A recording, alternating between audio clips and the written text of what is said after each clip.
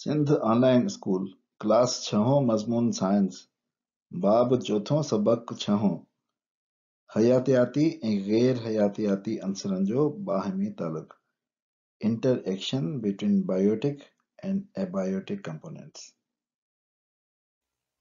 ॾोहिटनि ऐं ॾोहिटियुनि खे सिंध ऑनलाइन स्कूल में भली कर। मां आहियां नाना आबिद।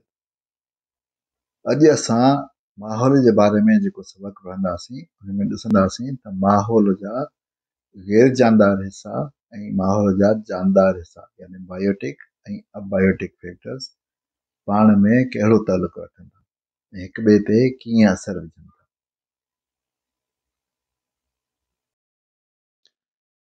जानदार खे जेकॾहिं जहिड़ो रहणो आहे ऐं बाक़ी रहणो आहे यानी हुनजी एग्ज़िस्टन लाइ ज़रूरी आहे त मौजूदु हुजे हवा जंहिंमें हू साहु खणी सघे, पाणी जेको इस्तेमालु करे सघे, खुराक जंहिंखे इस्तेमालु करे हू तवानाई पैदा करे सघे जीअं जीव घरड़ा कमु कंदा रहनि, ऐं गरमाइश।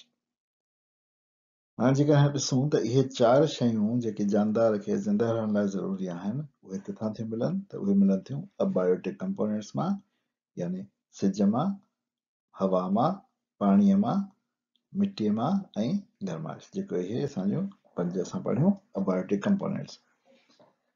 हाणे हवा जेका आहे उहा त सिधो हवा मां थी मिले, यानी हवा मां ऑक्सीजन मिले थी जेका साहु खणण जे अमल में हिसो वठे थी। पाणी बि ॿूटे लाइ ऐं इंसान लाइ ऐं सभिनी जानदारनि लाइ ज़रूरी आहे। असां ॾिसी चुका आहियूं त कीअं ज़रूरी आहे। उन खां अलावा जॾहिं सिज जी रोशनी हवा में खे लॻे थी त उहा उन सां गॾु हवा खे गरम बि करे थी, हुनजे करे उहा गरमाइश बि असांखे सिज जी रोशनीअ मां थी मिले।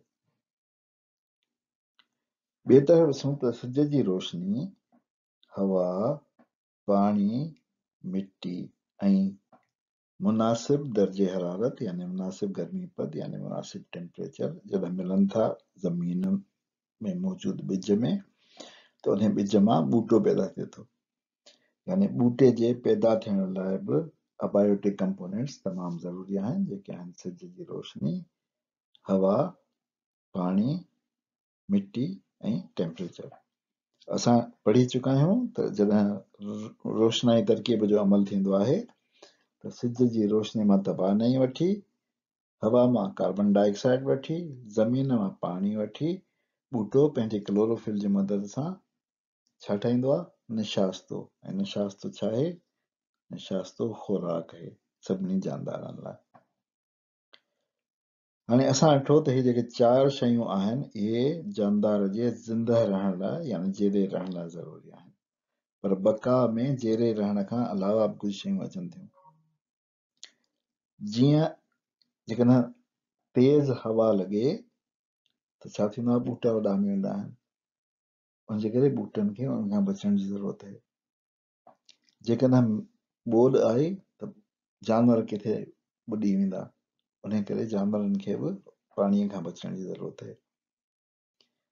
अहिड़ी तरह जानवरनि खे हिननि सभिनी जानदारनि खे हिननि सभिनी अबायोटिक कंपोनेंट्स खां जे ज़रूरत खां वधीक मक़दार खां बचण लाइ या पंहिंजो पाण में हिक ॿिए खां बचण लाइ ज़रूरी हूंदी आहे अझे जी, यानी अझो बि जानदार जे बका लाइ ज़रूरी आहे। अझो यानी शेल्टर यानी घर।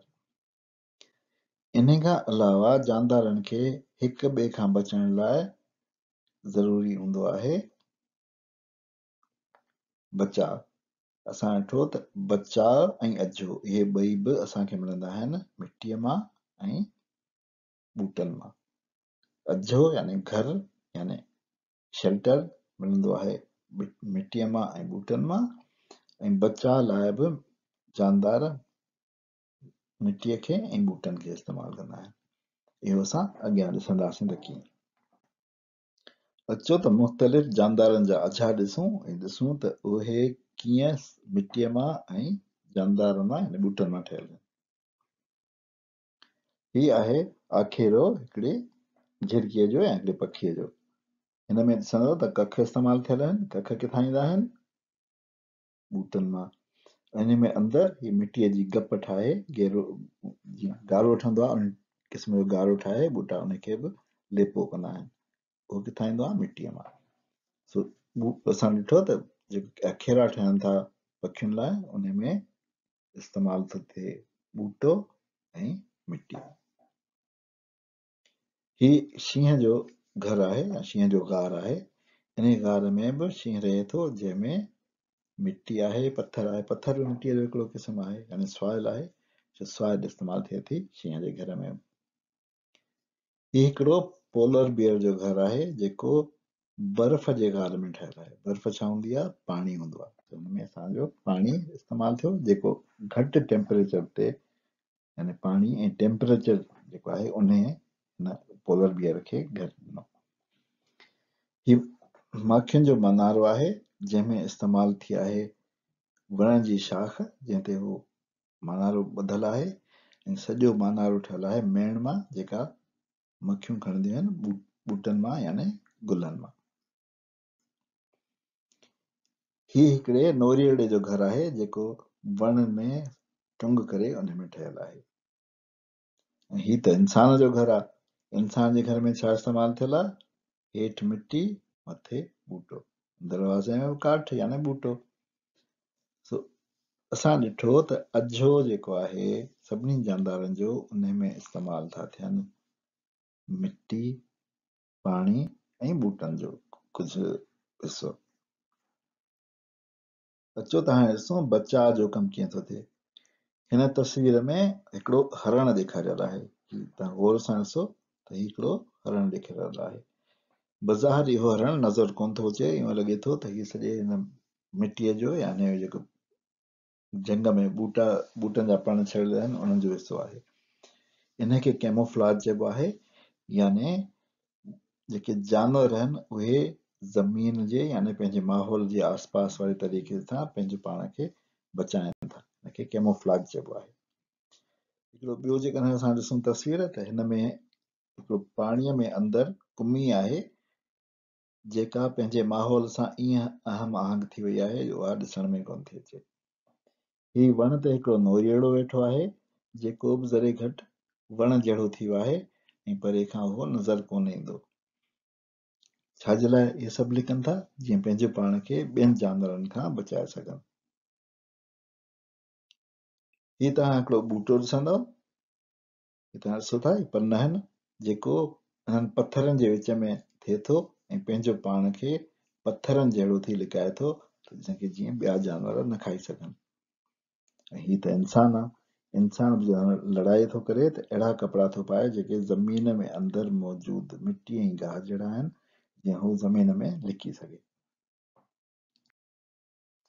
हाणे असां ॾिठो त गैर हयातियाती जुज़ा ऐं ॿूटा न सिर्फ़ु खाधो था फ़राहम कनि ॿियनि जानवरनि खे, पर उन सां गॾोगॾु अझो ऐं हिफ़ाज़त जो कमु कनि था।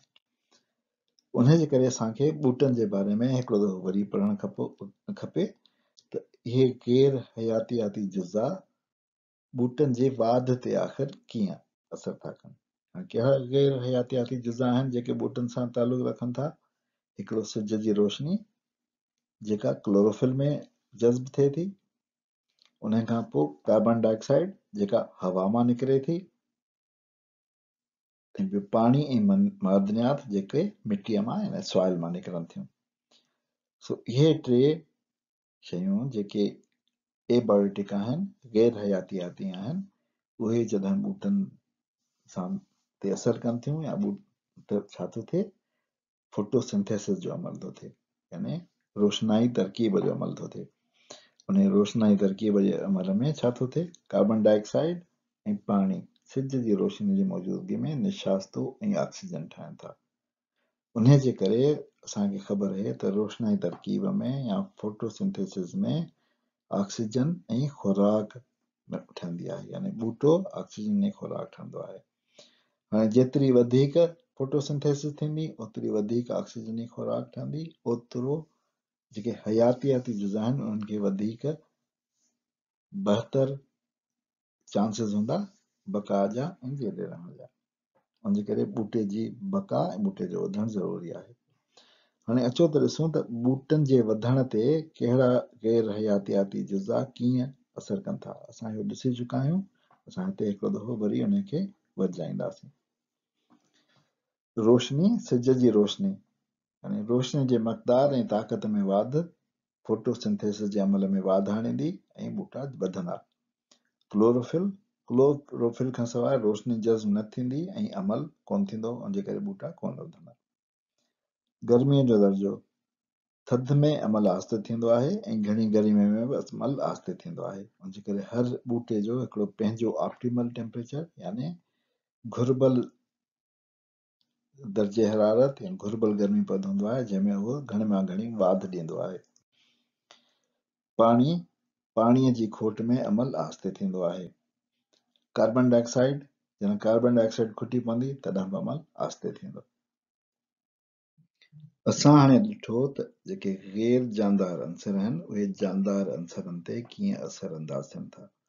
अचो त हाणे उबतड़ ॾिसूं, यानी जानदार अंसर जंहिंमें असां बि शामिल आहियूं उहे गैर जानदार अंसरनि ते कीअं असर अंदाज़ थियनि था ऐं थियूं बि था या न। हाणे गैर जानदार अंसरनि में असां वटि आहे सिज, उनजी रोशनी, मिट्टी जंहिंमें मदनियात शामिल आहिनि, हवा जंहिंमें गैसूं आहिनि, ऐं पाणी ऐं ज़हर आहे टेम्परेचर। असांखे ख़बर आहे त ॼण सिज मां रोशनी, हवा मां कार्बन डाइऑक्साइड, ज़मीन मां पाणी ऐं मदनियात मिलनि था त क्लोरोफिल में फोटोसिंथेसिस जो अमल थिए थो, यानी रोशनी तरकीब वारो अमल थिए थो, जंहिंजे करे ॿूटा पैदा थियनि था। असां इहो बि ॾिसी चुका आहियूं त ॿूटा पैदावारी अंसर आहिनि जेके बुनियादी खुराक जो कमु कंदा आहिनि, जेको सारिफ़ीन खाईंदा आहिनि, यानी बुनियादी सारिफ़ीन, उन खां पोइ सानवी सारिफ़ीन, इब्तिदाई ऐं सानवी सारिफ़ीन ॿई उनखे खाईंदा आहिनि। पोइ जॾहिं ॿूटा ऐं सारिफ़ ॿई मरी वेंदा आहिनि त तहलीली अंसर उन्हनि खे डिकम्पोज़ करे यानी तहलील करे उनखे सिंपल कंपोनेंट जी सूरत में वापसि मिटीअ में शामिल करे छॾींदा आहिनि, वापसि सॉइल में वेंदा आहिनि। पर इन्हनि सभिनी अमलनि में थींदो आहे तबानाई जो इख़राज, यानी एमिशन ऑफ एनर्जी। उहा एमिशन ऑफ एनर्जी यानी तवानाई जो इख़राज कहिड़ी क़िस्म जी थींदो आहे? हर जाइ ते जेका तवानाई आहे उहा निकिरंदी आहे गर्मीअ जी सूरत में, यानी गर्माश में वाधारो थींदो आहे।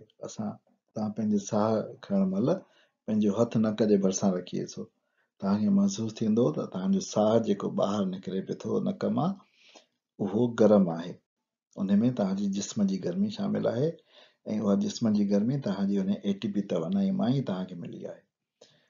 जॾहिं बि जानदार अंसर साह खणनि था उन में गर्मी पैदा कनि था, उहा गर्मी छा थी करे? माहौल जी जेका टेम्परेचर आहे उन खे वधाए थी। माहौल में गर्मीअ जी वाधि जेको आहे उहो सभु जानदार जेको आहे उहो कनि था ऐं अहिड़ी तरह असां पंहिंजे इकोसिस्टम ते असर अंदाज़ थियूं था। हिन सबक में असां ॾिठो त इकोसिस्टम जे गैर जानदार ऐं जानदार हिसनि जो बाहिमी तालुक़ छा आहे। असांखे ख़बर पई त जेके गैर जानदार हिसा आहिनि उहे जानदार हिसनि खे बका जा ज़रिया या बका जूं ज़रूरी शयूं मुहैया कनि थियूं, जिन में शामिल आहिनि हवा, पाणी, खुराक, गर्माश, अझो ऐं बचा। ॿिए तरफ़ जानदार अंसर जेके आहिनि उहे गैर जानदार अंसरनि खे गर्माश में वाधारो मुहैया कनि था साह खणण जी सूरत में।